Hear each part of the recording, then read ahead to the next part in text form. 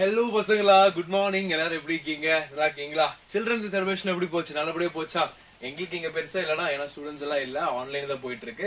வந்துட்டு செலிப்ரேட் பண்ணிக்கலாம். So next year நம்ம வந்து ஒண்ணா செலிப்ரேட் பண்ற மாதிரி பிளான் பண்ணுவோம். நல்லா வாங்க, ஜாலியா இருக்கிற மாதிரி பிளான் பண்ணுவோம். சரியா? ஃபைன். சோ நமக்கு வந்து தெரியும் மிட் டர்ம் என்னதான் சில்ட்ரன்ஸ் செலிப்ரேஷன் இருந்தாலும் மிட் டர்ம் ஒரு பக்கம் போயிட்டு இருக்கு. அது முடிச்சுனா ஹாஃப் இயர்லி ஒரு பக்கம் வர போகுது. சோ ஒரு மாதிரி பிஸியா இருக்கு. சோ அந்த பிஸி ஷெட்யூல்லயும் நம்ம கரெக்டா பிளான் பண்ணா பொறுமையா படிச்சு சூப்பரான மார்க் வாங்கலாம். நம்ம விடிய விடிய படிக்கணும் அவசியமே இல்ல. ஃபர்ஸ்ட் ஆஃப் ஆல் யாரும் படிக்க மாட்டீங்க, பட் சொல்றேன், நம்ம கரெக்டா பிளான் பண்ணி அந்தந்த டைமுக்கு அந்தந்த சாப்டர்ஸ் படிச்சா மட்டுமே போதும், ஈஸியா முடிச்சிடலாம். சரியா? ஆரம்பிப்போமா? ஃபைன். சோ இன்னைக்கு நம்ம கிளாஸ் 9th ரெண்டு இம்பார்ட்டன்ட் சாப்டர் பார்க்க போறோம்டா. Nutrition and world of microbes. அந்த சாப்டர்ல இருக்கக்கூடிய PYQ இம்பார்ட்டன்ட் கொஸ்டின்ஸ் எல்லாத்தையும் எடுத்து அழகா தெளிவா நம்ம இந்த கிளாஸ்ல முடிக்க போறோம். சரியா? ஆரம்பிப்போமா? உங்களுக்கு இந்த நோட்ஸ் வேணும்னு நினைக்கிறீங்கன்னா ஒண்ணுமே பண்ண வேண்டாம். இந்த QR கோட ஸ்கேன் பண்ணிட்டா மட்டும் போதும், அழகா நோட்ஸ் ஃப்ரீயா வந்துடும். ஓகே, நீங்க ஈஸியா ஆக்சஸ் பண்ணி நீங்க பிராக்டிஸ் பண்ணி மார்க்ஸ் வந்து இம்ப்ரூவ் பண்ணலாம். ஓகே, சோ ஆரம்பிப்போமா? ரெடியா இருக்கீங்களா? ஃபைன். சோ நம்ம வந்து இங்க வந்து 2 மார்க் 3 மார்க் 4 மார்க் அப்படிலாம் எதுவும் இல்லடா. எல்லாமே 1 மார்க்ல இருந்து ஹையஸ்ட் மார்க் வரைக்கும் எல்லாமே நம்ம எடுத்து இங்க தெளிவா பார்க்க போறோம். ஓகே, பிகாஸ் R&D டீம், எங்களுக்கு ஒரு ரிசர்ச் டெவலப்மெண்ட் டீம் இருக்கு. அவங்க என்ன பண்ணுவாங்க, இது எல்லாமே கியூரேட் பண்ணி அது எல்லாமே ப்ரிப்பேர் பண்ணி கொடுப்பாங்க. Okay, so we'll sit along with them and we'll discuss. So அப்படி பண்ணி தான் கொண்டு வந்து கொடுத்துருப்போம். சோ இதை நீங்க பிராக்டிஸ் பண்ணும்போது உங்களுக்கான மார்க் இன்க்ரீஸ் ப்ராபபிலிட்டி ரொம்பவே ஜாஸ்தியா இருக்கும். சரியா? அப்ப நீங்க கண்டிப்பா இதை வந்து ஒன்ஸ் அது கோ த்ரூ பண்ணுங்க. ஆர் நான் இதை படிச்சுட்டு சார் சொல்றேன், நீங்க என் கூட சேர்ந்து எவ்வளவு கொஸ்டின் சால்வ் பண்ண முடியுதுங்கிறதையும் சொல்லுங்க. சரியா? ஆரம்பிப்போமா? Okay. First question. The Food and Adulteration Act was enforced by Government of India in the year. இது ரொம்ப முக்கியமான இந்த ஆக்ட்ல இருக்கனாலதான் நம்மள இப்போ கொஞ்சம் பரவாயில்லாம ஹெல்த்தியா இருக்கும். கரெக்டா? சோ எப்ப பண்ணாங்க?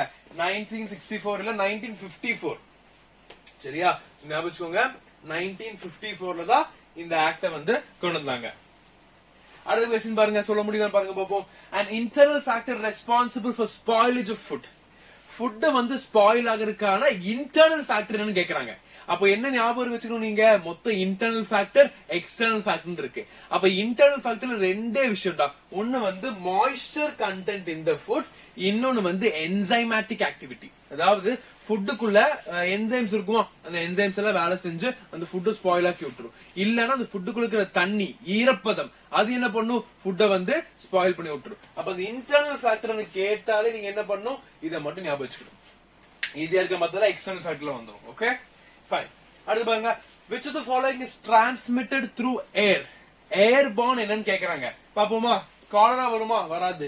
ஏன்னா அது வாட்டர் பார்ன். டைஃபாய்டு வராது. meningitis வந்து டிராப்லெட்ரா, சோ அதுவும் வராது. the answer is tuberculosis. Tuberculosis தான் ஏர்போர்ன்ல நம்மளால வரக்கூடிய ஒரு நோய். அடுத்து பாருங்க, ஆன்சர் பண்ண முடியும் பாருங்க. diphtheria affects the very important question. நிறைய பேர் கன்ஃபியூஸ் ஆவாங்க.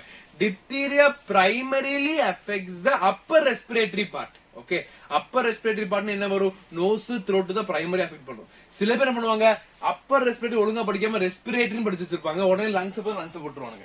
So wrong. Okay, so lungs will not be the answer. Throat is the answer. Clear? Nose and throat is the diphtheria primaria affect பண்ணும்.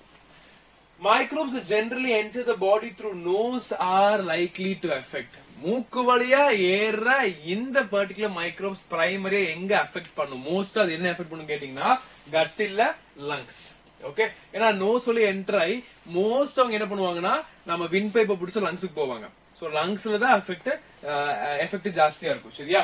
Affective நடக்கிறது lungs தான். Liver லிம்ஃபோட்ஸ்ல like very worst and rare cases. Okay, அடுத்து give an account on classification of bacteria based on the shape. So bacteria நமக்கு தெரியும், அது ஒரு simple organism, prokaryote organism, size range எல்லாமே தெரியும். ஆனா அதுல டைப்ஸ் இருக்கா, ஷேப்ஸ் இருக்கான்னு கேட்டா எஸ். சோ டைப்ஸ் ஷேப்ஸ் பாத்துருவோமா? எஸ், தெரியுதா உங்களுக்கு? Okay, so shapes of bacteria பாருங்க. பிரைமரியா நமக்கு 3 ஷேப் இருக்கு. ஒன்னு வந்து ஸ்பெரிக்கல், இன்னொன்னு ராட் ஷேப், இன்னொன்னு spiral. Okay, spherical round, rod நீளம், ஸ்பைரல் உங்களுக்கு தெரியும் கரெக்டா இந்த மாதிரி. ஓகே, சோ இந்த மாதிரி ஷேப்ல இது ஒண்ணுக்கு ஒரு நேம் இருக்கு. ஸ்பெரிக்கல் ஷேப்டு பாக்டீரியாவை நம்ம காக்கஸ் ஆர் காக்கைன் சொல்லுவோம். Okay, rod shaped bacillus or பெசிலைன் சொல்லுவோம். ஸ்பைரல் வந்து ஸ்பெர்லான்னு சொல்லுவோம். அவ்வளவுதான். சரியா? இது 3 டைப் இருக்குடா. காக்கை, பெசிலை, ஸ்பைரலா, இந்த 3 டைப்பை பேஸ் பண்ணி தான் பாக்டீரியாவோட ஷேப்ஸ் தெரியுது. அதை தவிர பாக்டீரியாவோட ஸ்ட்ரக்சர் என்னன்னு பாத்தீங்கன்னா பிரைமரியா ஒரு பாக்டீரியா எடுத்தீங்கன்னா பாக்டீரியா இருக்கு, பாக்டீரியாவோட அடுத்த லேயர், அதாவது பாக்டீரியான்னு ஒரு பொருள் அப்படி வரையறனா அப்ப அதுக்கு வர அடுத்த லேயர் என்னவா இருக்கும்? பிளாஸ்மா மெம்பரேனா இருக்கும். ஞாபகம் வச்சுக்கோங்கடா. எப்படி எனக்கு ஸ்கின் இருக்கோ அதே மாதிரி பாக்டீரியாவோட இம்மீடியட் லேயர் என்னவா இருக்கும்? ஒரு பிளாஸ்மா மெம்பரேன். அந்த பிளாஸ்மா மெம்பரேனுக்கு இன்னொரு பேர் தான் செல் membrane. Clear? So the cell wall surrounds cell membrane. So bacterial cellல இருக்கக்கூடிய first layer என்னன்னு சொல்லுவோம்? cell membrane or plasma membrane சொல்லுவோம். வெரி இம்பார்ட்டன்ட், மறந்துடாதீங்க. அண்ட் சில பாக்டீரியால என்ன இருக்குன்னா அதை தவிர எக்ஸ்ட்ராவா ஒரு கேப்சூல் இருக்குடா. ஆனா அதுக்கு முன்னாடி நீங்க ஞாபகம் வச்சுக்கோங்கடா. I make it very clear. Okay, இது நிறைய பேர் கன்ஃபியூஸ்டா இருப்பீங்க. பாக்டீரியா இருக்கு. சோ பாக்டீரியாவோட outer layer, immediate outer layer வந்து plasma membrane or cell membrane சொல்லுவோம். அதோட இமிடியேட் அவுட்டர் லேயர் என்ன சொல்லுவோம்? செல் வால்னு சொல்லுவோம். ஓகே, பாக்டீரியல் செல் வால்னு சொல்லுவோம். அண்ட் அதை தவிர எக்ஸ்ட்ராவா ஒரு polysaccharide capsule outside the wall இருக்கும். Okay, some will have a polysaccharide wall. Okay, clear? Fine. அடுத்து பாருங்க, அதுக்குள்ள பாக்டீரியாக்குள்ள என்ன இருக்குன்னு பாத்தீங்கன்னா சைட்டோபிளாசம் இருக்கு. கரெக்டா? சைட்டோபிளாசம்ல என்ன இருக்கும்? இட் கண்டைன்ஸ் நியூக்ளியாய்ட் ஆர் உங்க புக்ல எழுதிருப்பாங்க இன்சிபியன்ட் நியூக்ளியஸ் எழுதிருவாங்க. அப்படின்னு என்ன அர்த்தம்? அதாவது நம்ம நியூக்ளியஸ் மாதிரி டெஃபினட் ஷேப் இல்ல, அங்கங்க பிச்சு போட்டு கோழி மாதிரி இங்க இருக்கும். கரெக்டா? So they got as incipient nucleus or nucleoid. Okay, so that's the genetic material DNA. And அத தவிர என்ன இருக்கு அவங்க கிட்ட? ரைபோசோம்ஸ் ஒரு பொருள் இருக்குடா. ஓகே, ஒரு ஃபென்டாஸ்டிக்கான ஆர்கனல் இருக்கு. இந்த ஆர்கனல் வச்சுதான் அவங்களுக்கு தேவையான புரோட்டீன் எல்லாம் சிந்தசிஸ் பண்றாங்க. மத்தபடி இருக்கிற மெம்பரேன் பவுண்ட் ஆர்கனல்ஸ் எல்லாம் ரொம்ப கம்மி தான் இல்ல. சரியா? And plasmid. சோ ஞாபகம் வச்சுக்கோங்கடா, பாக்டீரியால என்ன இருக்கு? பிரைமரியா சைட்டோபிளாசம்ல இன்சிபியன்ட் நியூக்ளியஸ்ங்கிற நியூக்ளியாய்டு இருக்கு. அண்ட் அது தவிர ரைபோசோம் இருக்கு. அண்ட் ஆல்சோ பிளாஸ்மிட் இருக்கு. சோ ரைபோசோம் எதுக்கு? புரோட்டீன் சிந்தசிஸ்க்கு. இன்சிபியன்ட் நியூக்ளியஸ்ங்கிறது பிச்சுப்போட்டு நியூக்ளியஸ். ஓகே, ஞாபகம் வச்சுக்கலாம். பிளாஸ்மிட்ங்கிறது என்னது? பிளாஸ்மிட்ங்கிறது extra chromosomal self replicating molecule. இன்னும் ஈஸியா சொல்ற பாருங்க. நீங்க இந்த பாக்டீரியா எடுத்துக்கிறீங்க எப்படி? ஓகே, சோ இந்த பாக்டீரியால பாத்தீங்கன்னா இங்க வந்து என்ன இருக்கும்? This is called as nucleoid. Okay, called as nucleoid. அத தவிர ஆர்கனல்ஸ் இங்க இருக்கு, அதெல்லாம் பார்த்தோம். ஃபைன், சைட்டோபிளாசம் இருக்கு. அண்ட் பிளாஸ்மிட் பாத்தீங்கன்னா எப்படி தெரியுமா இப்படி இருக்கும்? இது பேர் தான் பிளாஸ்மிட்னு சொல்லுவோம்.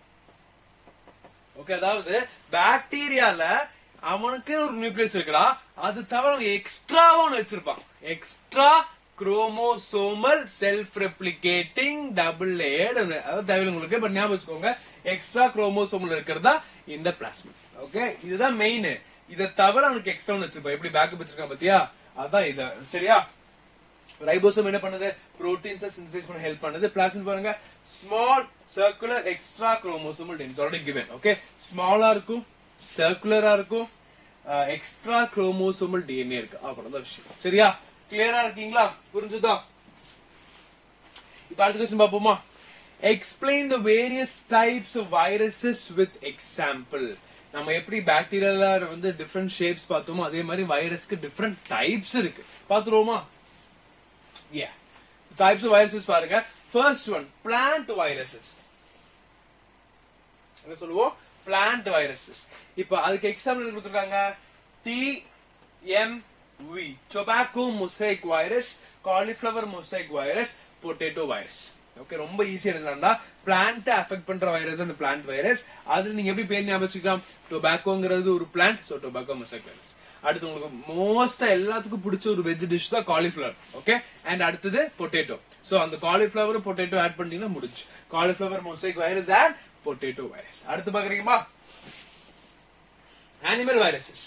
அனிமல்ஸ் அஃபெக்ட் பண்ற வைரஸஸ் என்னெல்லாம் வரும்? Including humans. Okay, so அடினோ virus வரும், ரெட்ரோ வைரஸ் வரும், இன்ஃபுளுன்சா வைரஸ் வரும், போலியோ வைரஸ் வரும். இது எப்படி ஞாபகம் வச்சுக்கலாம்?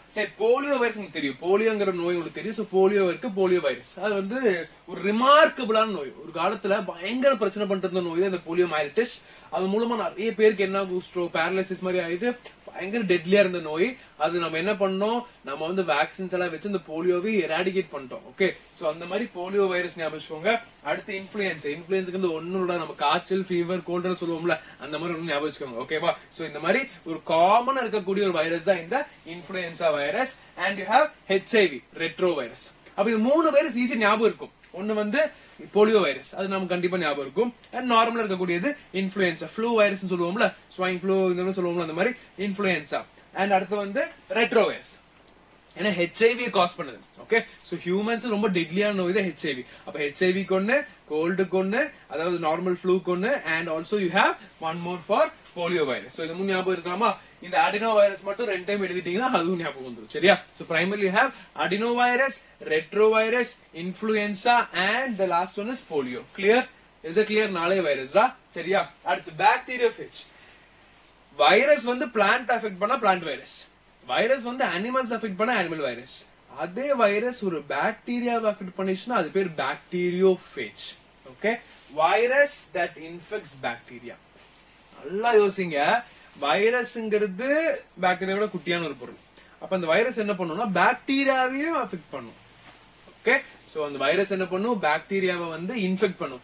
அப்ப யார் அப்படி பண்ண முடியும்னு கேட்டீங்கன்னா பாக்டீரியோஃபேஜ்ங்கிற வைரஸால தான் அப்படி பண்ண முடியும். So the bacteriophage viruses can infect bacteria. Example T4 bacteriophage. இதெல்லாம் ரொம்ப இம்பார்ட்டன்டா, நீங்க மனப்பாடம் பண்ணி யோசிக்காதீங்க, புரிஞ்சு படிங்க. ஓகே, சோ bacteriophage, ஃபேஜ்ங்கிறது ஒரு வைரஸ் தான். சோ பாக்டீரியாவை அஃபெக்ட் பண்ற வைரஸ் bacteriophage, அவ்வளவுதான். அப்படி ஞாபகம். எக்ஸாம்பிள் வந்து T4, பிகாஸ் இது வந்து நீங்க 12th வரைக்குமே படிக்கணும், அது வந்து ரிப்பீட் ஆயிட்டே இருக்கும். சோ இப்பவே நீங்க படிச்சு முடிச்சிட்டீங்கன்னா தெளிவா ஈஸியா அழகா படிக்கலாம். ரெடியா? அடுத்து பாப்போமா? Describe the role of microbes in agriculture and industry. Microbes தான் ரொம்ப முக்கியமான பொருள். யோசிச்சு பாருங்க, நம்ம உடம்புல பாதி முக்காலுமே, அதாவது 90-80% யாருன்னா மைக்ரோப்ஸ் தான். ஓகே, சோ மைக்ரோப்ஸ் தான் நம்மள வந்து பார்த்து நடத்தி கொண்டு போறது. we have a gut health, நமக்கு ஒரு கட் இருக்கு, அந்த கட்ல கொஞ்சம் மைக்ரோப்ஸ் இருக்கு, அவங்க நம்மள பாத்துக்கிறாங்க. சோ அப்படிப்பட்ட மைக்ரோப்ஸ் வந்து நம்மள மட்டும் பாத்துக்கலடா, they are used in every industries, every agriculture industry, அந்த இண்டஸ்ட்ரிக்குள்ள ஃபுட் இது எல்லாமே இருக்கும். ஓகே, சோ குயிக்கா பாத்துருவோமா? பாருங்க. ஓகே, சோ ஃபர்ஸ்ட் வந்து மைக்ரோப்ஸ் இன் அக்ரிகல்ச்சர். நல்லா பாருங்க, அக்ரிகல்ச்சர்ல என்ன சார் மைக்ரோப்ஸ் யூஸ் பண்ண முடியும்னு கேட்டீங்கன்னா சாப்பிட முடியும் நம்மளால, கரெக்டா? ஆனா நம்ம சாப்பாட பாதுகாக்க முடியும். பாப்போமா? it act as a biofertilizer and biocontrol agent. அதாவது ஒரு செடி, ஒரு மரம், நீ என்ன வச்சாலும், நீ என்ன கிராப் வச்சாலும் அந்த கிராப் வளரணும், அதுக்கு பலம் வேணும்னா you can use this microbes. So microbes என்ன பண்ணும், பயோஃபர்டிலைசரா ஆக்ட் ஆகும். அதே சமயத்துல அதே மைக்ரோப்ஸ் பயோ கண்ட்ரோல் ஏஜென்ட்ஸா இருக்கும். பயோ ஃபர்டிலைசர்னா வளம், பயோ கண்ட்ரோல் ஏஜென்ட்ஸ் அது என்ன பண்ணும், மத்த பெஸ்ட் அட்டாக் பண்ணாம இருக்கிற மாதிரி நம்ம கிராப்ப பாத்துக்கும். என்ன சார் என்னென்னமோ சொல்றீங்க? ஆமாண்டா, இந்த மைக்ரோப்ஸ் என்ன பண்ண தெரியுமா, ஃபர்டிலைசர் ஆக்ட் பண்ணி இந்த கிராப்ப வளர விடும். அதே மைக்ரோப்ஸ் இருக்கும்போது இந்த பெஸ்ட் எல்லாம் வந்து சாப்பிட்டு பெஸ்ட் செத்துரும். Okay, that is the role of this microbe. Helps in cycling of elements like carbon, nitrogen, oxygen, sulfur, phosphorus, called biological scavengers. இது ஒரு முக்கியமான பாயிண்ட். நல்லா யோசிச்சு பாருங்க, ஒரு பொருள் வந்து செத்துடுச்சு, அப்ப என்ன ஆகும், அது அழுகி போய் அங்க இருக்கிற இந்த கழுகளை வந்து என்ன பண்ணும், அதுக்கு சாப்பிட்டு கிளீன் பண்ணும், என்வரன்மெண்ட் கிளீன் பண்ணும். அதே மாதிரி டிட்டோ ஞாபகம் வச்சுக்கோங்க. எப்படி இந்த பொருள் எல்லாம், அதாவது ஒரு பொருள் வந்து இறந்துருச்சுன்னா இந்த மைக்ரோப்ஸ் என்ன பண்ணும், அந்த பொருள் எல்லாமே கன்சியூம் பண்ணி திருப்பி இந்த கார்பன், ஆக்சிஜன், பாஸ்பரஸ் எல்லாம் திருப்பி அட்மாஸ்பியருக்கு கொடுக்கும். That's why it is called as biological scavengers. Cycling புரிஞ்சவங்களுக்கு, இப்ப நான் இறந்துட்டேன்னா என் பாடியில் இருக்கிற கார்பன் கம்மியாக ஆரம்பிக்கும், hydrogen, phosphorus, sulphur, oxygen, nitrogen எல்லாமே என் பாடிக்குள்ள இருக்கு. சோ அதெல்லாமே போகணும். அப்ப என்ன ஆகும், அந்த மைக்ரோப்ஸ் எல்லாம் வந்து அதை எல்லாமே சைக்கிள் பண்ணி திருப்பி அட்மாஸ்பியருக்கு அனுப்பிடும். Okay, and it's called as biological scavengers. Scavengers ஒண்ணு இல்லடா, இந்த கழுகுல ஸ்கேவெஞ்சர். அது என்ன பண்ணுது, வந்து வேஸ்ட் எல்லாம் இருக்கு பார்த்தா வேஸ்ட் எல்லாம் சாப்பிட்டு கிளீன் ஆக்கி விட்டுரும். அதனால ஸ்கேவெஞ்சர் சொல்றோம். அதே மாதிரி இது என்ன பண்ணுது, அந்த இதெல்லாம் சைக்கிள் பண்ணி கிளீன் ஆக்கி அட்மாஸ்பியருக்கு விட்டுருது. So it is called as scavengers. அடுத்து பாருங்க, பயோ ஃபர்டிலைசர் தெளிவா பார்ப்போம். எக்ஸாக்டா என்ன பண்ணுது பயோ ஃபர்டிலைசர், அதாவது அது ஒரு ஃபர்டிலைஸ் பண்ணுதுன்னு சொல்றீங்க, பிளான்ட் வளர வைக்க சொல்றீங்க. But what exactly it is doing, நல்லா பாருங்க. enrich soil with nutrients like nitrogen. சாயில்குள்ள நைட்ரஜன் வர வைக்கும். என்ன சார் சொல்றீங்க, பிளான்ட் நைட்ரஜன் தேவையா? பிளான்ட்டுக்கு ரொம்ப ரொம்ப முக்கியமான ஒண்ணு நைட்ரஜன். ஆனா என்ன பிரச்சனை, அட்மாஸ்பியர்ல என்னமோ நைட்ரஜன் ஜாஸ்தியா இருக்கு, ஆனா அது அட்மாஸ்பியரிக் நைட்ரஜன். அந்த அட்மாஸ்பியரிக் நைட்ரஜனை வந்து பிளான்ட்டுக்கு எடுக்கிற மாதிரி கன்வெர்ட் பண்றதுதான் இந்த மைக்ரோப்ஸோட வேலை. பிகாஸ் அட்மாஸ்பியரிக் நைட்ரஜன் அந்த ஃபார்ம்ல இருக்கிற நைட்ரஜனை பிளான்ட்டால எடுத்துக்க முடியாது. அப்ப இந்த அட்மாஸ்பியர் நைட்ரஜனை எடுத்து அது நிறைய சைக்கிளா பண்ணி கன்வெர்ட் பண்ணி பிளான்ட்ஸுக்கு எடுக்கிற மாதிரி ஈஸியா கொடுக்கறது யாரு? இந்த மைக்ரோப்ஸ். அதனாலதான் அதை பயோ ஃபர்டிலைசர் சொல்றாங்க. Okay, so it includes bacteria, cyanobacteria and fungi. பாருங்க, nitrogen fixed by free living microbes, Astrobacter, Nitrosomonas, Nostoc and symbiotic ones Rhizobium frankia. இவங்க என்ன பண்றாங்க? அந்த நைட்ரஜனை வந்து அவைலபிளா மாத்தி பிளான்ட்ஸ்க்கு எடுக்க ஹெல்ப் பண்றாங்க. அவ்வளவுதான் விஷயம். புரிஞ்சுதா? ஈஸியா இருக்கா? இப்ப பயோ கண்ட்ரோல்ல பாப்போமா? அப்படி என்ன இது பெஸ்ட் கண்ட்ரோல் பண்ணுது, அது எப்படி பிளான்ட் கிட்ட இருந்து எலி கிட்ட இருந்து எப்படி பிளான்ட் காப்பாத்துது, இந்த மாதிரி எல்லாம் பாத்துருவோமா? சோ பயோ கண்ட்ரோல் ஏஜென்ட்ஸ்னா பயோ பெஸ்டிசைட் ஆக்ட் ஆகுது. ஓகே, ஃபர்டிலைசர்னா வளம் உரம்னு சொல்லுவோம். பெஸ்டிசைட்னா பெஸ்ட் கொல்றது. யாரு? மைக்ரோப்ஸ் பெஸ்ட் கொல்லுது. அதுவே இத்தனுதான் இருக்கு. அது எப்படி பெஸ்ட் கொல்லும் பாப்போமா? பாருங்க, use to control pest and pathogens. Okay, how?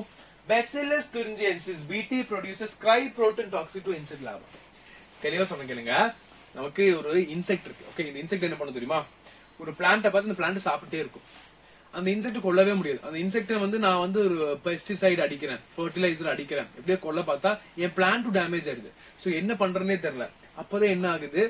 Bacillus thuringiensisங்கிற spores குட்டி குட்டியா இருக்கும். ஓகே, இது வந்து நமக்கு சாஷே பேக்கெட்ஸ்ல கிடைக்கும். கம்பெனில ப்ரொடியூஸ் பண்றாங்க. இந்த சாஷே பேக்கெட் கிடைக்கிற ஸ்போர்ஸ் பிளான்ட் மேல ஊத்திரும் அப்படியே. அப்போ அந்த பெஸ்ட் வரும், அந்த இன்செக்ட் வரும். அந்த இன்செக்ட் வந்து அந்த இலையை சாப்பிடும்போது அந்த இலை கூட என்ன போகுது? இந்த பிடி Bacillus thuringiensis ஸ்போர் உள்ள போகுது. அந்த ஸ்போர் உள்ள போன உடனே தான் தெரியுது இந்த ஸ்போர் என்ன பண்ணு தெரியுமா? அந்த இன்செக்ட கொல்ற மாதிரி ஒரு புரோட்டீனை ப்ரொடியூஸ் பண்ணும். அந்த புரோட்டீன் இன்செக்ட் குள்ள போயிடுச்சுன்னா அந்த இன்செக்ட் செத்துரும். அப்ப அந்த புரோட்டீனை ப்ரொடியூஸ் பண்றது ஒரு ஜீன். அந்த ஜீன் தான் CRY கிரை ஜீன். ஓகே ஓகே, இந்த கிரைங்கிற அந்த ஜீன் இருக்கா? இந்த கிரைங்கிற ஜீன் என்ன பண்ணும்? கிரைங்கிற புரோட்டீனை ப்ரொடியூஸ் பண்ணும். அப்ப இந்த கிரைங்கிற ஜீன் கிரைங்கிற புரோட்டீன்ல எங்க இருக்கு? Bacillus thuringiensisங்கிற ஸ்போர் ஃபார்ம்ல இருக்கு. ஸ்போர்னா குட்டி குட்டியா இருக்கும். அப்ப இந்த ஸ்போர் ரிலீஸ் ஆகி இந்த இன்செக்ட் குள்ள போன உடனே அது என்ன ஆகும்? ஜீன் ஆக்டிவேட் ஆகி புரோட்டீனை ப்ரொடியூஸ் பண்ணி கிரை புரோட்டீன் வந்தாலே அவுட். ஏன்னா கிரை பேர்ல இருக்க பத்தி அழுகிறது. அப்ப என்ன ஆகும்? இன்செக்ட் வந்து அழுதுரும், அசித்துரும். அவ்வளவு விஷயம். Clear? Because it's very dangerous protein for the insect. அப்ப அது மூலமா நெக்ஸ்ட் டைம் இன்செக்ட் வருமா? வராது. ஏன்னா நான் 10 பேர் அனுப்பி அதுல 8 பேர் செத்துட்டாங்க. திருப்பி நாங்க போவோம்னா கண்டிப்பா போக மாட்டேன். சோ அப்படியே ரிட்டர்ன் அடிச்சு Delhi. That is how they are acting as a biopesticide or biocontrol agents. Clear? Easy இருக்கா? அடுத்து பாப்போமா? மைக்ரோப்ஸ் இன் இண்டஸ்ட்ரீஸ். இண்டஸ்ட்ரீஸ்ல எப்படி சார் யூட்டிலைஸ் பண்றது? இண்டஸ்ட்ரீஸ்ல என்ன சார் பண்ணலாம் கேட்டா எல்லா நாளும் பண்ணலாம். பாருங்க, இண்டஸ்ட்ரீஸ் ரன் ஆகிறதுக்கு காரணமே மைக்ரோப்ஸ். பாப்போமா? Use to make useful products. Okay, how? What? First one, wine. Okay, வைனுங்கிறது ஒரு ஃபெர்மெண்டட் ட்ரிங்க்டா. நிறைய இடத்துல வந்து they are using it, நிறைய rituals they are using. So இந்த வைன் எப்படின்னா சாக்ரோமைசஸ் செரிவேசிங்கிற ஒரு ஆர்கானிசம் மூலமா பண்றாங்க. அப்ப அது ஒரு மைக்ரோப் மூலமா நடக்கிற ஒரு விஷயம். அடுத்து curing. Bacillus megatherium, coffee, tea and tobacco. இந்த காஃபி பீன் இருக்கா? காஃபி பீன் என்ன சொல்லுவாங்க தெரியுமா? காஃபி கொட்டைன்னு சொல்லுவோம்ல, அந்த காஃபி பீன் அண்ட் இந்த டீ லீவ்ஸ் அண்ட் இந்த டொபாக்கோ லீவ்ஸ், இதுல எல்லாமே நிறைய எப்படி சொல்றது? காஃபி பீன்ல பாத்தீங்கன்னா அந்த பீனை சுத்தி நிறைய லேயர்ஸ் இருக்கும், நிறைய கவர்ஸ் இருக்கும், தேவையில்லை நமக்கு. சோ அதெல்லாம் ரிமூவ் பண்றது. அண்ட் இந்த லீவ்ஸ், டீ லீவ்ஸ் எல்லாம் ஃபெர்மெண்ட் பண்ணும். சோ அதெல்லாம் ஃபெர்மெண்டேஷன் பண்றதுக்கு யார் ஹெல்ப் பண்றா? மைக்ரோப்ஸ். இங்க வந்து Bacillus megatherium. நீங்க என்ன பண்ணணும்னா ஈஸி இதை மட்டும் 2-3 times எழுதிட்டீங்கன்னா படிச்சிடலாம். Okay, Bacillus megatherium and first one is Saccharomyces cerevisiae. Clear? அடுத்து பாருங்க, curd. curd ரொம்ப முக்கியம் இல்ல. மில்க் curd ஆக்குறது யாரு? Lactobacillus. அது வந்து ஈஸி தெரியும். அது தவிர என்ன பண்ணலாம் சார்? வைனுக்கு ஓகே, காஃபிக்கு okay, curd okay. 3 drinks cover பண்ணியாச்சு. கிளியர்? அடுத்து acids and enzymes பாத்துருவோமா? Aspergillus niger, oxalic acid, citric acid help பண்ணும். and enzymes like lipase, protease நிறைய இருக்குடா. அந்த மாதிரி என்சைம்ஸ்க்குமே ப்ரொடியூஸ் பண்றதுக்கு ஹெல்ப் பண்ணும். Okay, and the last one is yeast. It is a source of vitamin B complex. அப்ப vitamin B deficiency இருக்குன்னா நீ இந்த விட்டமின் பி காம்ப்ளெக்ஸ் மாத்திரம் சாப்பிட்டா மட்டும் போதும். கிளியர்? சோ இது எப்படி ஞாபகம் வச்சுக்கலாம்? ரொம்ப ஈஸிடா. பிரைமரியா 3 ட்ரிங்க்ஸ் இருக்கு. ஓகே, வைன் ஒரு ட்ரிங்க் இருக்கு, அண்ட் டீ, காஃபி. டீ வந்தாலே ஆட்டோமேட்டிக் நீங்க என்ன காஃபில எழுதிக்கலாம், அது ஒரு ட்ரிங்க் இருக்கு. அண்ட் கர்ட் இருக்கு. 3 வித்தியாசமான ட்ரிங்க், 3 வித்தியாசமான ஜானர். கரெக்டா? ஒன்னு வந்து வைன், ஒன்னு வந்து டீ காஃபி, இன்னொன்னு தயிர். சோ இந்த மூணுக்குமே சேர்த்து ஞாபகம் வச்சுக்கணும், ஈஸியா எழுதிடலாம். சோ தயிருக்கு லாக்டோபெசிலஸ் அண்ட் கியூரிங்க்கு அதாவது டீ காஃபிக்கெல்லாம் பெசிலஸ் மெகடோரியம் அண்ட் மைனுக்கு வந்து சாக்ரோமைசிஸ் செரிவேசியா. அதை தவிர ரெண்டே விஷயங்கள், ஒன்னு வந்து என்சைம்ஸ், இன்னொன்னு வந்து ஆசிட்ஸ். ஆசிட்ஸ் தான் நமக்கு தெரியும். என்ன ஆசிட் தெரியும் உனக்கு? சிட்ரிக் ஆசிட், அஸ்டிக் ஆசிட், ஆக்சிக் எல்லாமே எழுதலாம். கரெக்ட், எல்லாமே கரெக்ட். ஓகே, அதே மாதிரி என்சைம்ஸ்ல லைபேசஸ், புரோட்டியேசஸ் இந்த மாதிரி என்சைம்ஸ் எழுதலாம். ஓகே, அவ்வளவுதான்டா, சிம்பிளா முடிச்சுக்கலாம். ஓகேவா? கிளியர்? எஸ், அடுத்த क्वेश्चन பாப்போமா? ரெடியா இருக்கீங்களா?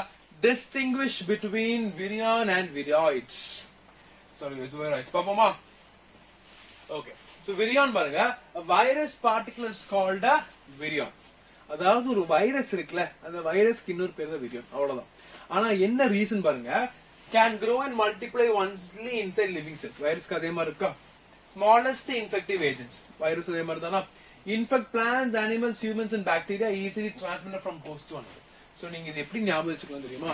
இந்த virionsங்கிறது it is same as virus, which means ரொம்ப ஸ்மால் ஆன பார்ட்டிகல்ஸ். இந்த பார்ட்டிகல்ஸ் என்ன பண்ணும்? நேரா போய் ஒரு இதை வந்து இன்ஃபெக்ட் பண்ணும். அது ஒரு பிளான்டா இருக்கலாம், அனிமலா இருக்கலாம், ஹியூமனா இருக்கலாம், it can be anything. So basic வைரஸோட அதே ஃபீச்சர்ஸ் நீங்க விரியானுக்கு எழுதலாம். ஓகே, இப்ப நல்லா பாருங்க. ஓகே, இந்த வைராய்ட பாத்தீங்கன்னா இந்த விரியானுக்கும் வைராய்டுக்கு என்ன வித்தியாசம் நல்லா பாருங்க. இந்த வைராய்டு ஜெனரலி நீங்க ஒரு வைரஸ் எடுத்தீங்கன்னா அந்த வைரஸை சுத்தி ஒரு புரோட்டீன் இருக்கும். அப்படி ஓகே, ஒரு புரோட்டீன் கோட் இருக்கும். அந்த புரோட்டீன் கோட் தான் இந்த நோய் எல்லாம் எல்லாமே பண்ணுது. அப்ப இந்த புரோட்டீன் கோட்டை தூக்கணும், இந்த வைரஸ் வந்து எஃபெக்டிவ் இல்லாம இருக்கும். ஆனா இந்த வைராய்டு மட்டும் பாத்தீங்கன்னா இந்த புரோட்டீன் கோட்டே இருக்காது. அப்ப நீங்க கேட்கலாம், சார் புரோட்டீன் கோட் தான் இல்லையா, பிரச்சனை இல்லையா? அப்படி இல்லடா, இவன் சரியான டேஞ்சர். ஜெனரலா இங்க பாருங்க, இப்படிதான் ஒரு வைரஸ் இருக்கும். ஓகே, சோ ஒரு அவுட்டர் கவரிங் இருக்கு, அப்புறம் புரோட்டீன் கோட் இருக்கு, உள்ள வந்து ஒரு ஜெனடிக் மெட்டீரியல் இருக்கு, ஆர்என்ஏ இருக்கு. ஆனா இந்த வைராய்டுல மட்டும் பாத்தீங்கன்னா இவன் மட்டும்தான் இருப்பான். ஆர்என்ஏ மட்டும்தான் இருக்கும், சுத்தி வேற எதுவுமே இருக்காது. புரோட்டீன் கோட்ல எதுவுமே இருக்காது. சோ இந்த வைராய்ட வந்து நம்ம படிக்கும் போது ஞாபகம் வச்சுக்கோங்கடா, the protein free first one, which means protein இல்ல, pathogenic RNA. அப்ப pathogenic RNA மட்டும்தான் இருக்கு of viruses, viroids. அப்ப அந்த வைரஸ்க்குள்ள இருக்கிற அந்த RNA மட்டுமே பேத்தோஜெனிக் என்ன அர்த்தம்? அதனால நோய் காஸ் பண்ண முடியும்னு அர்த்தம். அந்த ஒரு RNA என்ன சொல்றாங்க? வைராய்டுன்னு சொல்றாங்க. அப்ப இதனால எல்லா இடத்துலயும் காஸ் பண்ண முடியுமா? எல்லாருக்குமே நோயை கொடுக்க முடியுமா கேட்ட முடியாது. இவன் வந்து பிளான்ட மட்டுமே டார்கெட் பண்ணி கொள்ளுவான். ஓகே, நம்ம பார்த்த வைரஸா இருக்கட்டும், விரியான்ஸா இருக்கட்டும், இவனுக்கு வந்து எல்லாமே எல்லாரையும் அஃபெக்ட் பண்ணுவாங்க. ஆனா வைராய்ட்ஸ் அப்படி இல்ல, they focus only on plants because they don't have protein coat, so they are primarily dependent on the pathogenic RNA. அவ்வளவுதான் விஷயம். Clear? Got an idea, guys? Fine. So next பாப்போமா? ரெடி இருக்கீங்களா? அடுத்து பாருங்க. Suggest the immunization schedule for newborn baby till 12 months of age. Why it is necessary to follow the schedule? அதாவது 12 மாசம் வயசு இருக்கிற ஒரு குழந்தைக்கு, ஓகே, அரௌண்ட் an year, என்ன வேக்சின் ஸ்கெடியூல்ஸ் கொடுப்பீங்கன்னு கேக்குறாங்க. பாப்போமா? இம்யூனைசேஷன் வேக்சினேஷன் தான், சரியா? கன்ஃபியூஸ் ஆயிக்காதீங்க, ரெண்டுமே ஒண்ணுதான். Immunisation vaccination. இப்ப பாருங்க, இதுதான் ஸ்கெடியூல். கண்டிப்பா நீங்களும் போட்டிருப்பீங்க, நானும் போட்டிருப்போம். ஓகே, சோ இது போனா ரொம்ப கஷ்டம் தான். ஏன்னா ரொம்ப கொடூரமான நோய் இருக்கு. அந்த நோய் வந்து சின்ன வயசு ஆகும்போது ஈஸியா அஃபெக்ட் பண்ணும். ஏன்? நமக்கு இம்யூனிட்டி ரொம்ப கம்மி. சின்ன குழந்தையா இருக்கும்போது என்ன ஆகும்? இம்யூனிட்டி ரொம்ப ரொம்ப கம்மியா இருக்கும். அப்ப அந்த இடத்துல என்ன ஆகும்? நம்ம ப்ராப்பரா எல்லா வேக்சின்ஸும் கொடுத்து அந்த குழந்தைய ப்ரொடெக்ட் பண்ணணும், சேஃப் கார்டு பண்ணணும். சரி பாருங்க, ஏஜ் நியூ பார்ன், ஃபர்ஸ்ட் என்ன பண்ணணும்? BCG. Okay, we know this vaccine. So primarily bacillus, camelin, guaranteeங்கிற மூணு பேர் சேர்ந்து, actually bacillusங்கிறது அந்த இது ஸ்ட்ரீம், camelin, guaranteeன் சேர்ந்து உருவாக்குனது PCG. இது வந்து ஃபர்ஸ்ட் டோஸா கொடுக்கணும். அடுத்து ஓரல் போலியோ, சொன்னல போலியோ மைலிட்டிஸ், அது ஒரு கொடூரமான நோய். அப்ப அது வந்து எல்லாமே நம்ம எராடிகேட் எப்படி பண்ணிருக்கோம், தடுத்திருக்கோம். எப்படி தடுத்திருக்கோம்? ரொம்ப கம்மி பண்ணிருக்கோம். எப்படி? வேக்சின் மூலமா. அப்ப அந்த வேக்சின் எடுக்கணும். நீங்க சாப்பிட்டு ஞாபகம் இருக்கும், சொட்டு மருந்து சாப்பிட்டுருப்பீங்க, ஒரு மாதிரி பர்பிள் கலர்ல இருக்கும். நான் வந்து ஃபர்ஸ்ட் டைம் எனக்கு அப்பதான் கான்சியஸ்னஸ் இருக்கு, எனக்கு இந்த BCG எல்லாம் ஞாபகம் இல்ல. ஆனா இந்த ஓரல் போலியோ எடுக்க போயிருந்தேன். ஓரல் போலியோ வந்து நம்ம actually after few years also will take again. இது ஃபர்ஸ்ட் டோஸ் உங்களுக்கு தெரியாது, ஃபியூ டேஸ்க்கு அப்புறம் எடுப்பீங்க. அப்படியே போவோம், மம்மி கையை பிடிச்சிட்டு போயிட்டு அப்படியே ஆன்னு சொல்லுவோம், ஒரு லிக்விட் மாதிரி போடுவாங்க, பயந்துட்டே போனோம், என்னடா ஊத்த போறாங்க அப்படின்னு பயந்துட்டே போனா, ஆனா டேஸ்ட் ஒரு மாதிரி இருக்கும், அவ்வளவு ஜாலியா முடிச்சு. சோ அந்த மாதிரி அந்த வேக்சின்ஸ் இருக்கு. So polio vaccine first dose. அடுத்து பாருங்க டிபிடி. இப்ப போலியோ என்ன தெரிஞ்சு, பிசி தெரிஞ்சு. டிபிடினா டிப்தீரியா, பெர்tussis, டெட்டனஸ். இந்த 3 காம்பினேஷன் இருக்கக்கூடிய அந்த 3 காம்பினேஷன் நோயை தடுக்கிறதா இந்த vaccine. Okay, so 6th week கொடுக்கணும், அதுவும் ஃபர்ஸ்ட் டோஸ் ஆண்டா. அப்புறம் DPT and polio first dose 10th week கொடுக்கணும், DPT and polio 14th week, and 9 to 12 மந்த்ல மீசில்ஸ்க்கான ஒரு இது குட்டியா இந்த பாக்ஸ் மாதிரி வரும். சோ இதுதான் ஃபர்ஸ்ட் 12 monthsக்கான ஷெட்யூல். ஓகே, சோ இத வந்து உங்களுக்கு கம்ப்ளீட்டா உங்க புக்ல கொடுத்திருப்பாங்க. சோ क्वेश्चन இது கேட்டனால இது வரைக்கும் போதும், மத்தபடி நீங்க ஃபுல்லா படிக்கணும். இந்த சார்ட்ட வந்து 2 டைம் எழுதுங்க, கண்டிப்பா புரிஞ்சிடும்.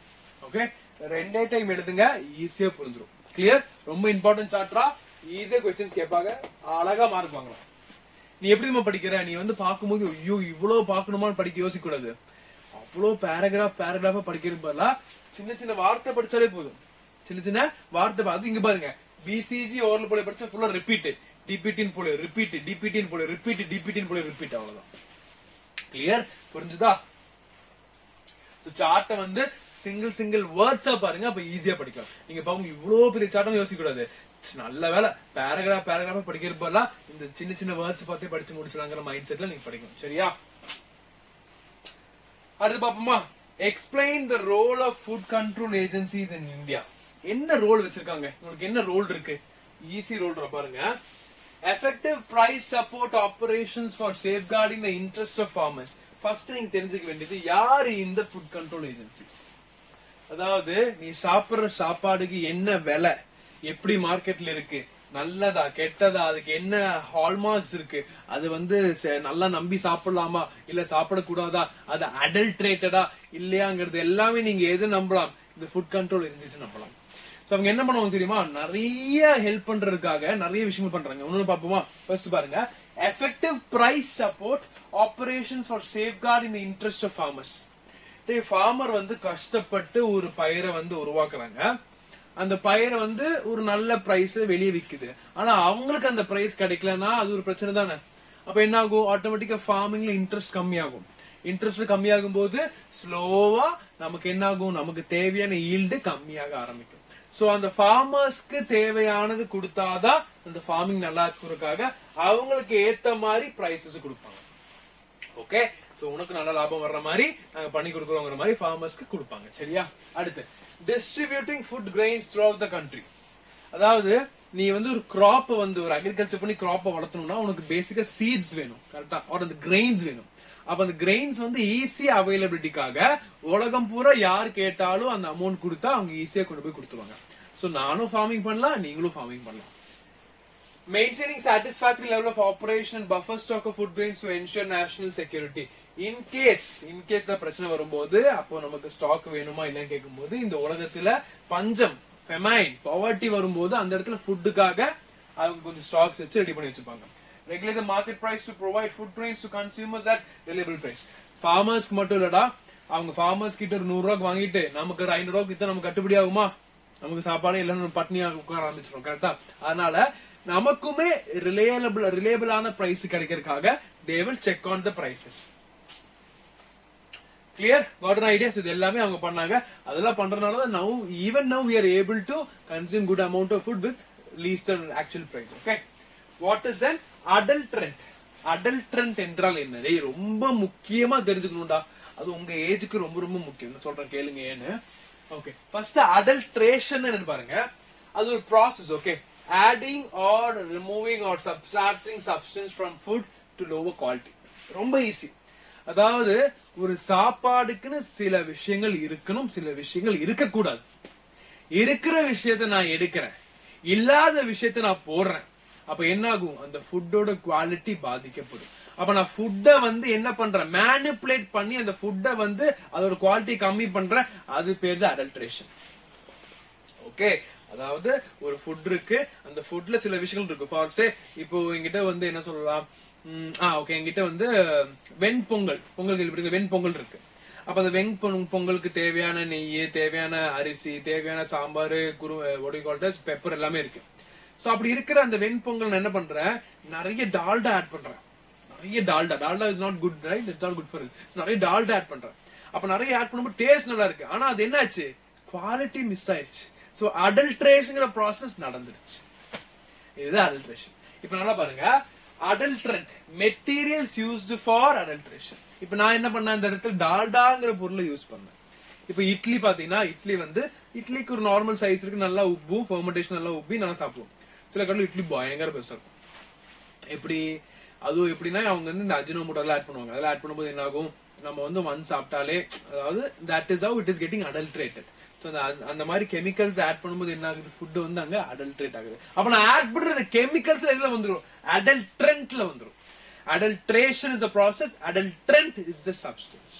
கிளியர்? அடுத்து பாருங்க, காமன் ஃபுட்ஸ், ரொம்ப காமனா அடல்ட்ரேட் ஆகிற ஃபுட்ஸ்.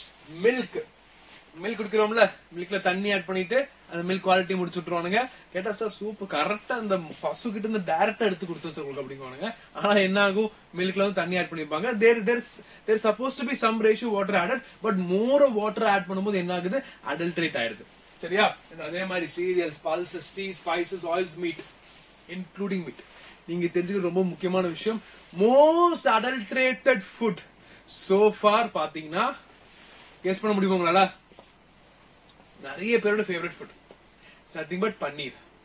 பன்னீர் இருக்குல்ல, paneer tofu, paneer gravy, butter paneer masala. So இந்த பன்னீர்ங்கிறது ரொம்ப அடல்ட்ரேட்டட். நிறைய இஷ்யூஸ் கேஸ்ல போயிட்டு இருக்கு.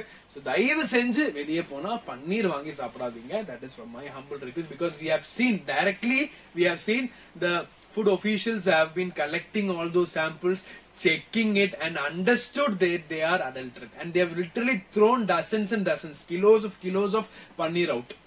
Clear? So na ஞாபகம் வச்சுக்கோங்க. And அதுல வந்து டைப்ஸ் இருக்குடா, natural, incidental, intentional. மூணு டைப் ஆஃப் அடல்ட்ரேஷன் நம்ம பண்ணலாம். ஒன்னு நேச்சுரல் என்ன தெரியுமாடா, இந்த ஆப்பிள் இருக்குல்ல, ஆப்பிளோட சீட் இருக்குல்ல, அந்த சீட்லயே ஒரு ஆசிட் இருக்கு. அந்த ஆசிட் நல்லது இல்ல.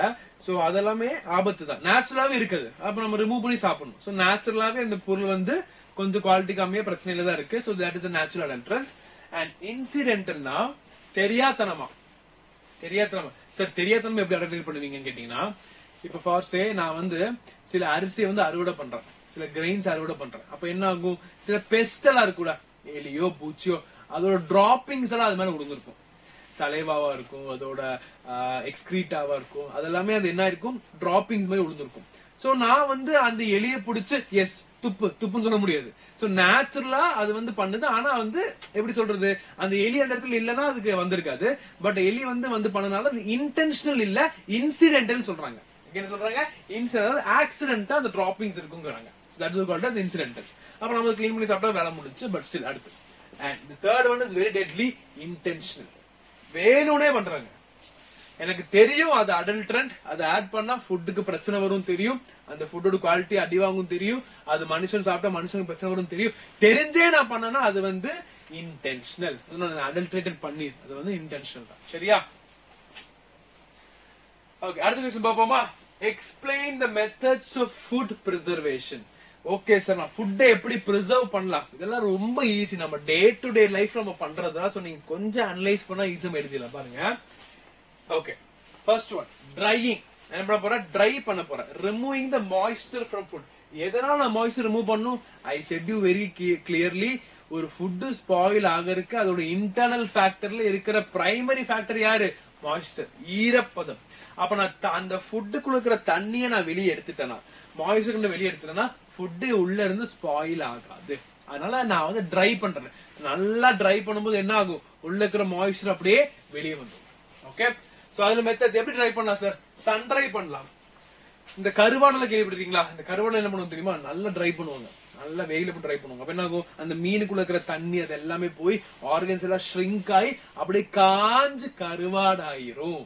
அது called as dry. Okay, so sun dry. Cereals fishes பண்ணலாம். Vacuum dry, milk, cheese powder, இது அப்படிதான்டா. அந்த வேக்யூம் கொடுத்து அந்த ஏர் அந்த தண்ணி எல்லாமே பம்ப் பண்ணி எடுப்பாங்க. So that's called as milk and cheese powder பண்றது vacuum dry. And the last one is hot air dry. நல்ல சூடு காத்து அப்படியே கொடுத்தா என்ன ஆகும், அதுவுமே ட்ரை ஆகும். எப்படி நம்ம இந்த ஹீட்டர்ல சூடு கொடுத்து இப்படி முடி சீவிட்டே இருப்பாங்களா பாத்துக்கீங்களா, அதே மாதிரிதான் இங்க. சரியா? சோ பிரைமரி சன் ட்ரையிங் இருக்கு, வேக்யூம் ட்ரையிங் இருக்கு, அண்ட் ஹாட் ஏர் ட்ரையிங் இருக்கு. கிளியர்? அடுத்து பாருங்க, prevents growth of bacteria, yeast and molds. இது என்ன பண்ணும்? கண்டிப்பா. ஏன்னா நீ எந்த ஒரு மைக்ரோ ஆர்கானிசம் எடுத்தாலும் அந்த ஆர்கானிசம்க்கு வளரணும்னா ஈரப்பதம் வேணும். நல்ல ஈரப்பதத்துல அழகா ஜாலியா வளருவது. அப்ப இந்த பாக்டீரியா, ஈஸ்ட், மோல்டு எல்லாமே வளராம இருக்கணும்னா அந்த ஈரப்பதம் இருக்கக்கூடாது. நீங்க சின்ன வயசுல பண்ணிருப்பீங்க, பிரெட் இருக்குல்ல, பிரெட்ல தண்ணி ஊத்தி வச்சிருந்தீங்கன்னா மோல்டு வரும்ல, பார்த்திருப்பீங்க. அதேதான். அப்ப தண்ணியை நான் எடுத்துட்டேன்னா அந்த பிரெட் நல்லா காய வச்சிட்டேன்னா மோல்டு வராது. ஏன்னா தண்ணி இல்ல, ஈரப்பதம் இல்ல. பாக்டீரியா, ஈஸ்ட், மோல்டுக்கு தேவையான ஈரப்பதம் இல்லன்னா அது வளராது. So that is how I am preventing the spoilage of food. Clear? அடுத்து பார்ப்போமா, ஸ்மோக்கிங். ஸ்மோக்கிங்னா நீங்க நினைக்கிற இந்த ஸ்மோக்கிங் இல்லடா, இது என்னன்னா ஃபுட்டுக்கு ஸ்மோக் கொடுப்போம். பாருங்க, use for meet and fish. So இந்த மீட் ஃபிஷ் எல்லாம் இருக்குல்ல, இந்த மீட் ஃபிஷ் எல்லாம் பெரிய பெரிய வந்து நிறைய மீட்ஸ் வரும்போது என்ன பண்ணுவாங்க தெரியுமா, நல்லா ஒரு இடத்துல ஒரு கண்டெய்னர்ல ஸ்மோக் கொடுத்து நல்லா ஸ்மோக் பண்ணி எடுப்பாங்க. அப்ப ஸ்மோக் ரிமூவ்ஸ் மாய்ஸ்சர் அண்ட் பிரிசர்வ்ஸ். அவ்வளவுதான். ஸ்மோக் என்ன பண்ணும், அப்படியே உள்ள போய் ட்ரை ஆக்கிடும். ட்ரை ஆக்கி அது ஃபுல்லா அந்த தண்ணியில போய் நல்லா பிரிசர்வ் பண்ணலாம். அடுத்து irradiation. Food exposed to ionizing radiations like X-ray, gammas and UV rays. Okay, அதுமே ஒரு லிமிட்டட் தான், ரொம்ப லிமிட் பண்ண முடியாது. ஏன்னா அதுக்கப்புறம் நமக்கும் அது அஃபெக்ட் ஆகும். சோ ஒரு கம்மி லிமிட்ல இந்த ரேஸ் கொடுக்கும்போது உள்ள இருக்கிற ஆர்கானிசம்ஸ் அங்க இறந்து போகும். சரியா? kills bacteria and pests, preserves freshness maintain பண்ணும். cold storage, low temperature storage of perishable foods, fruits, milk, vegetables. ஒண்ணு நம்ம ஃப்ரிட்ஜ் தான். நம்ம ஃப்ரிட்ஜ்ல எதுக்கு வைக்கிறோம், பால் வைப்போம், மாவு வைப்போம், நமக்கு தேவையான சில வெஜிடபிள்ஸ் வைப்போம். சில வைக்கும்போது என்ன ஆகும், slows down the biological and chemical reaction. இதுக்கு என்ன சார் அர்த்தம், நல்லா யோசிங்கடா. இன்டர்னல் ஃபேக்டர் ரெண்டு சொன்னேன். ஒன்னு வந்து மாய்ஸ்சர் கண்டென்ட், இன்னொன்னு என்சைம் ஆக்டிவிட்டி. மாய்ஸ்சர் கண்டென்ட் புரிஞ்சிருச்சு. நீ கோல்டு ஸ்டோரேஜ் பண்ணும்போது என்ன ஸ்டாப் ஆகுது, அந்த என்சைமோட ஆக்டிவிட்டி ஸ்டாப் ஆகுது. ஓகே, அப்ப இந்த என்சைம் ஆக்டிவிட்டி ஸ்டாப் ஆகும்போது ஆட்டோமேட்டிக்கா ஃபுட் ஸ்பாயில் ஆகாது. அதுதான் இந்த கோல்டு ஸ்டோரேஜோட ஐடியா. Okay, low temperature. அடுத்து பாத்தீங்கன்னா ஃப்ரீசிங். நீங்க இன்ஸ்டாகிராம்ல பாத்துருக்கீங்கன்னு தெரியல, இந்த நல்ல ஆர்டிக் ஏரியாஸ்ல ஒருத்தர் வருவாரு, நல்ல ஃபுல் தொப்பி எல்லாம் போட்டு ஃபுல் நல்ல பயங்கரமா இருப்பாரு. வருவாரு அப்படியே வந்துட்டு ஒரு பெரிய மீன் எடுப்பாரு, ஐஸ் வச்சிருப்பாரு. அந்த மீனை, அந்த ஐஸ் மீன் அப்படியே எடுத்து தட்டி பீஸ வெட்டுவாரு. அப்படியே கல்லு மாதிரி இருக்கும் மீன், கல்லு மாதிரி வெட்டுவாரு. எடுத்துட்டு என்னன்னா ஃப்ரீஸ் பண்றாங்க, அதை வந்து ஃபுல்லா ஃப்ரீஸ் பண்ணி எடுக்கிறாங்க. ஃப்ரீசிங்ல என்ன பிரச்சனை, கோல்ட் டெம்பரேச்சர் என்ன சொன்னோம், நல்ல கம்மி டிகிரில வைக்கிறோம், நல்ல லோ டிகிரி செல்சியஸ்ல வச்சனால கொஞ்சம் கூல் ஆகுது. இதை வந்து ஃப்ரீஸ் பண்றாங்க, ஃப்ரீசர் கூட வச்ச மாதிரி. Food storage below 0 degree Celsius stops microbial growth and slows chemical reactions. Stops microbial growth. கண்டிப்பா மைக்ரோப்ஸ் வர முடியாது. நீங்க கேட்கலாம், sir there are also microbes which can go in extreme conditions, but they are very rare. நல்ல 50-60 degree செல்சியஸ்லயும் microbes வளரும், -1 -10 degree செல்சியஸ்லயும் microbes வளரும். ஆனா ரொம்ப ரொம்ப கம்மி. ஜெனரலா இருக்கிறது தான் ஜாஸ்தியா இருக்கு. ஓகேவா, இப்ப ரொம்ப கம்மி. அதனால மைக்ரோபியல் growth ரொம்ப கம்மியா இருக்கும். ஆப்வியஸ்லி நம்ம வந்து லோ டெம்பரேச்சர்ல வைக்கும் போது என்சைம் ஆக்டிவிட்டி கம்மியாகுது. நான் ஃப்ரீஸே பண்ணிட்டேன் அப்படின்னா என்சைம் ஆக்டிவிட்டி ரொம்ப ஸ்லோ ஆயிடும். Okay, it will be very very slow. அது கம்ப்ளீட்டா ஸ்டாப் கூட ஆயிடும். ஓகே, அடுத்து பாருங்க, pasteurization. Very famous method by Louis Pasteur. சூப்பரான மெத்தட். என்ன பண்றாங்க, heat treatment for liquid foods. நம்ம மில்க் எல்லாமே நம்ம சாப்பிடுறோம்ல, எல்லாமே பாஸ்டரைஸ்டு மில்க் செக் பண்றாங்க. மோஸ்டா பாஸ்டரைஸ் தான். அந்த பாஸ்டரைஸ் மில்க்கான காரணம் என்ன தெரியுமா, பாருங்க. ஃபர்ஸ்ட் மில்க் வந்து 63 டிகிரி செல்சியஸ் ஹீட் பண்ணிடுவாங்க. 100 ஹீட் பண்ணிடாதீங்கன்னா அது அப்படியே ஆவியே போயிடும். 63 டிகிரி ஹீட் பண்ணுவாங்க. ஹீட் பண்ணி முடிச்ச உடனே என்ன பண்ணுவாங்க, 30 மினிட்டுக்கு அப்புறம் அதை கூல் பண்ணிடுவாங்க. Okay, so 63 degree Celsius 30 minutes நல்லா ஹீட் பண்ணுவாங்க. ஹீட் பண்ணி மில்க் ஹீட் ஆன உடனே கூல் பண்ணிடுவாங்க. அப்ப என்ன ஆகும், ஹீட் ஆன உடனே மைக்ரோன்ஸ் அப்படியே சுத்தும். ஐயோ என்னடா ஹீட் ஆகவே சுத்திட்டு இருக்கும். திடீர்னு கூல் பண்ண உடனே டெம்பரேச்சர் டிஃபரன்ஸ் தாங்காம செத்துரும். அவ்வளவுதான் கான்செப்ட். சரியா?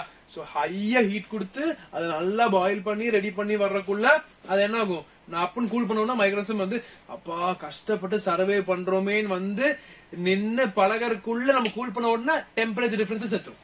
இதுதான் பாஸ்டரைசேஷனோட பிரைமரி மெத்தட். Super method. சரியா? அடுத்து பாருங்க, canning. Very very common method. It's happening everywhere. Food, vegetables, meat, fruits sealed in an airtight containers. Containers கூட போட்டு வைக்கிறது, cans. Heat under pressure and cool to kill microbes. Same passive principle தான். நல்லா heat பண்ணி அதை கொண்டு வந்து அப்புறம் கூல் பண்ணும்போது என்ன ஆகும், மைக்ரோப்ஸ் இருக்கும். சரியா? கிளியர்? Got an idea? அடுத்த क्वेश्चन பாக்குமா. What are the effects of consuming adulterated food? அதனால பன்னீர்ங்கிற adulterated food சாப்பிடறதுனால என்ன வரலாம்? நீங்க அடல்டரேட்டட் ஃபுட்டே கண்டினியூஸா சாப்பிடுறீங்க, ஆன் ரெகுலர் பேசிஸ் சாப்பிடும்போது உங்களுக்கு என்னென்ன இஷ்யூ வரலாங்கிறது பாப்போமா.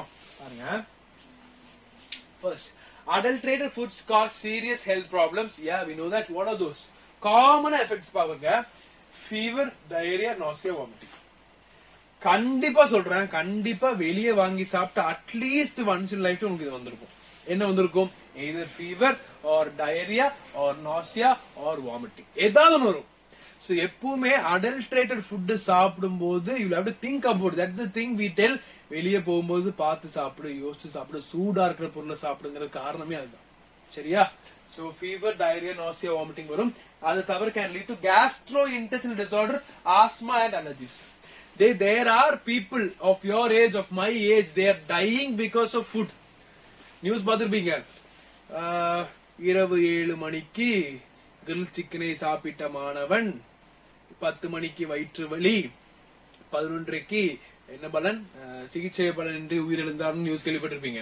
பாத்துருக்கீங்க, கேட்பீங்க, என்ன ஒரு grill chicken சாப்பிட்டாவோட சாகரான்னு யோசிப்பீங்க, ஒரு ஷவர்மா சாப்பிட்டா சாகரான்னு யோசிப்பீங்க. அதெல்லாம் அடல்ட்ரேட்டட் ஃபுட்ரா, அது ஸ்பாயிலேஜ் இருக்கும், உங்களுக்கு தெரியாது. ஓகே, சோ வந்து ஓபன் பேஸ் வைக்கும்போது ஸ்பாயிலேஜ் இருக்கும். அப்ப ஸ்பாயிலேஜ் உங்களுக்கு தெரியாம நீங்க சாப்பிடும் போது உங்க பாடி இது ரியாக்ட் பண்ணும். அடல்ட்ரேட்டட் ஃபுட்டுக்கு ஏத்த மாதிரி ரியாக்ட் பண்ணி என்ன உங்களுக்கு கேஸ்ட்ரோ இன்டெஸ்டைனல் பிரச்சனை வரும். அப்படிதான் உங்களுக்கு ஆஸ்மா, அலர்ஜிஸ் வரும். ஐ எம் சஜஸ்டிங், நான் வந்து ஸ்டேட் போர்டுக்கு மெயின் அனுப்ப போறேன், ஸ்டேட் போர்டு டீமுக்கு. Sir even death can happen எழுதுங்கன்னு சொல்லி அனுப்ப போறேன். ஓகே, நான் மென்ஷன் பண்ணல, அதை மென்ஷன் பண்ண சொல்றேன். Because that is true, it can happen. Okay, அடுத்து பாருங்க, may cause neurological disorders and skin allergies. Very common, very common is skin allergies. Neurological disorder also happens in some cases. Immune suppression, kidney and liver failure, colon cancer, birth defects. Death na சொன்ன தவிர death தவிர எல்லாமே ரொம்ப கொடூரமானதை கொடுத்துட்டாங்க. Okay, so cancer is very common. ஏன்னா colours நிறைய add ஆகுறதுனால cancers வரும். Immune suppression, immunity பாதி காம்ப்ரமைஸ் ஆக ஆரம்பிக்கும், இம்யூனிட்டி சுத்தமா இருக்காது. And kidney, liver failure. ஏன்னா நீ சாப்பிட்ற அடல்ட்ரேட்டட் ஃபுட்ல இருக்கிற மைக்ரோஆர்கனிசம்ஸ், அந்த ஃபுட் அது எல்லாமே ப்ராசஸ் பண்ண ரொம்ப கஷ்டம். அத வந்து கிட்னி, லிவர் எல்லாம் முக்கி ப்ராசஸ் பண்ணி வரக்குள்ள அவங்க டயர்டாகி ஃபெயிலியர் ஆயிடுவாங்க. And birth defects also happen. Okay, fertility issues எல்லாம் வரும். Fine, is it clear? So we are into the last question. Why salt is used as a preservative in food? நீங்க கேள்விப்பட்டிருப்பீங்க, உப்பு போட்டு வைங்க, சால்ட் ரொம்ப ரொம்ப முக்கியம். சால்ட் இருந்துச்சுன்னா இந்த பிக்கிள் எல்லாமே நிறைய விஷயங்கள் சால்ட் இருக்கும். சால்ட் இருக்கும்போது என்ன ஆகுது, அந்த ஃபுட் பிரிசர்வ் ஆகுது. Actually technically what is the salt doing, why it is a preservative for a very long period, we'll see that. Look into it very closely. One of the oldest food preservation methods, salt use பண்ணி preserve பண்றது is one of the oldest method. I tell you why. Salt removes moisture, அவ்வளவுதான் விஷயம். Salt என்ன பண்ணும், moisture வந்து remove பண்ணும். அப்போ எப்படி ஆஸ்மோசிஸ், நல்லா ஞாபகம் வச்சுக்கோங்கடா. ஒரு ஃபுட் இருக்கு, அந்த ஃபுட்டுக்குள்ள தண்ணி இருக்கு, வெளியே நான் என்ன பண்றேன், நல்லா உப்பா போடுறேன். ஃபுல் உப்பு போட என்ன ஆகும், ஹைப்பர் டோனிக்ங்கிற கண்டிஷன் வந்து ஃபுல் சொல்யூட் வெளியே. அப்ப சொல்யூட் வெளியே இருக்கும்போது தண்ணி என்ன ஆகும், ஹையர் கான்சென்ட்ரேஷன்ல இருந்து லோவர் கான்சென்ட்ரேஷன் போகும். அப்ப தண்ணி எங்க ஜாஸ்தியா இருக்கு, இந்த ஃபுட்ல ஜாஸ்தியா இருக்கு. வெளியே ஜாஸ்தியா இல்ல, வெளியே உப்பு தான் இருக்கு. அப்ப ஹையர் டு லோவர் போகும்போது செல்லுக்குள்ள இருக்கிற ஃபுட்டுக்குள்ள இருக்கிற அந்த தண்ணி, மாய்ஸ்டர் எல்லாமே சால்ட்டை நோக்கி போகும். அதனாலதான் உப்பு தின்னா தண்ணி குடிக்கணுங்கிறது. புரியுதா? நீ உப்பு சாப்பிட்டா அந்த உப்பு என்ன பண்ணும், உன் பாடியில் இருக்கிற தண்ணி எல்லாத்தையும் உறிஞ்செடுக்கும். பிகாஸ் அந்த ஹைப்பர்டோனிக் கண்டிஷன் உருவாக்குது. சோ மாய்ஸ்டர் என்ன ஆகும், தண்ணி வந்து ஹையர் டு லோவர் அப்படியே டிராவல் ஆகி போகும்போது உப்பு கிட்ட தான் எல்லாம் போகும். அப்ப உங்க பாடி தண்ணி இருக்கு, தண்ணி குடிக்கணும். அதே மாதிரி எங்கேயும் சோ மாய்ஸ்டர் அப்படியே எடுக்கும் ஆஸ்மோசிஸ் மூலமா. So prevents growth. அப்ப மாய்ஸ்டர் இல்ல, அப்ப பாக்டீரியா வராது, மைக்ரோப்ஸ் growth இருக்காது. ஏன்னா தண்ணி ஈரப்பதம் இல்ல. Use to preserve meat, fish, gooseberry, lemon and raw mangoes. Okay, உப்பிலிட்ட மாங்கான்லாம் சொல்லுவோம்ல, உப்பு போட்ட மாங்காய், லெமன், கூஸ்பெரி, அந்த பெரிய பெரிய நெல்லிக்காய் இருக்குல்ல, அதெல்லாம் நம்ம உப்புல போட்டு வைப்போம், உப்பு தண்ணியில போட்டு வைப்போம். உப்பு தண்ணினா நீங்க உப்பு தண்ணியில தான் we prepare a solution, we add salt and we store it. நல்ல டேஸ்டா இருக்கும் சாப்பிட, கரெக்டா? சோ அதெல்லாமே it is the primary reasons to prevent, like to prevent all the microbial contamination growths. Commonly used in pickles and canned foods. So canned foods pickles அப்ப நிறைய உப்பு இருக்கும். நீங்க யோசிப்பீங்க, ஏன்டா இவ்வளவு உப்பு போட்டு பண்றீங்க? ஏன்னா அந்த உப்பு போட்டாதான் அது கெட்டு போகாம இருக்கும். சரியா? That is the thing da. Is it clear guys? Fine. Okay, so நம்ம வெற்றிகரமா அந்த ரெண்டு சாப்டருக்கு இம்பார்ட்டன்ட் क्वेश्चंस பார்த்துட்டோம். இத மட்டும் இந்த கிளாஸ் மட்டும் பார்த்திருந்தா போதும், நீங்க அழகா இந்த சாப்டர்ஸ்ல வரக்கூடிய क्वेश्चंस ஈஸியா எழுதலாம். ஓகே, நல்ல 90-95% அழகா எழுதலாம். கிரியேட்டிவ் 1 மார்க்ஸ்ல மாட்டுவீங்க, பட் ஸ்டில் கொஸ்டின் தெளிவா தெரிஞ்சு கான்செப்ட் தெளிவா தெரிஞ்சு அதையும் நீங்க எழுதிடலாம். Okay fine. சோ ஞாபகம் வச்சுக்கோங்கடா, இந்த நோட்ஸ்க்கு நீங்க ஒண்ணும் பண்ண வேண்டாம், இந்த QR கோட மட்டும் ஸ்கேன் பண்ணி ஆக்சஸ் பண்ணிக்கோங்க. And also join the WhatsApp community. உங்களுக்கு ஒரு சர்ப்ரைஸ் இருக்கு, நாங்க லேட்டரா சொல்றோம், இப்போ நாங்க சொல்லல, அந்த சர்ப்ரைஸ்ல பிளான் பண்ணிட்டு இருக்கோம். So if possible join the WhatsApp community, you will be getting a surprise and also notes are also available. Okay, நான் கடைசியா வந்து நோட்ஸ் தான் சர்ப்ரைஸ் சொல்ல மாட்டேன், notes is also there. Apart from that, we'll have a surprise. Okay, so then take care students. Bye bye. உங்களுக்கு ஏதாவது இம்பார்ட்டன்ட்டா வேணும்னா கண்டிப்பா கமெண்ட் பண்ணுங்க. Okay, bye bye.